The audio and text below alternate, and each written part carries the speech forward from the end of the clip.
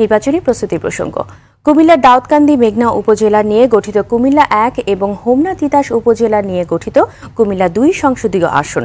কুমিল্লা 1 আসনে বিএনপি ঐক্যবদ্ধ থাকলেও কুমিল্লা 2 আসনে রয়েছে ছন্দপতন। অন্যদিকে উভয় আসনেই আওয়ামী লীগের রয়েছে গৃহবিবাদ।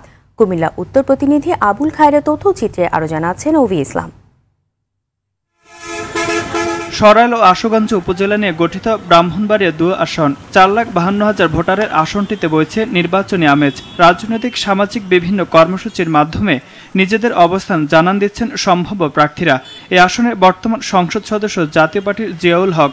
আসনটি পুনরুদ্ধারে মরিয়া আওয়ামী লীগ। দলটির সম্ভাব্য প্রার্থী হিসেবে আলোচিত হচ্ছে জেলা আওয়ামী লীগের যুগ্ম সাধারণ সম্পাদক মঈনুদ্দিন মঈন, উপজেলা যুবলীগের সাধারণ সম্পাদক আশরাফ উদ্দিন সহ বেশ কয়েকজনের নাম। যদি আওয়ামী লীগের কোনো এমপি মনোনীত হতে পারে, আমি মনে প্রাণে বিশ্বাস করি সরাইল আশুগঞ্জ এলাকা উন্নয়নের উচ্চ শিখরে পৌঁছবে। ইতিমধ্যে স্লোগান উঠেছে, আর নয় জোট প্রার্থী, আর নয় বহিরাগত প্রার্থী, নৌকায় আমাদের মঙ্গল। বর্তমানে আমার অবস্থা আমি মনে করি খুবই ভালো।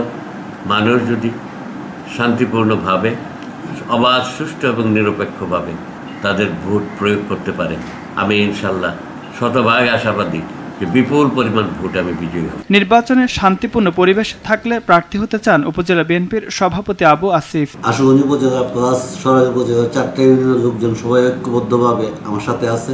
আশা করি আগামী দিনে মনোনয়ন পেলে এই হারানো সিটটিকে আমরা আমাদের জাতীয়তাবাদী দলকে আবার ফেরত এনে দিতে পারব। নির্বাচনী হাওয়া লেগেছে ব্রাহ্মণবাড়িয়া 3 আসনেও। এখানে দলীয় কোন্দলে দ্বিধা বিভক্ত আওয়ামী লীগ। আসনটিতে আওয়ামী লীগের হয়ে লড়তে চান বর্তমান সংসদ সদস্য ওবায়দুর মুক্তাদির চৌধুরীর পাশাপাশি আরও 2 জন।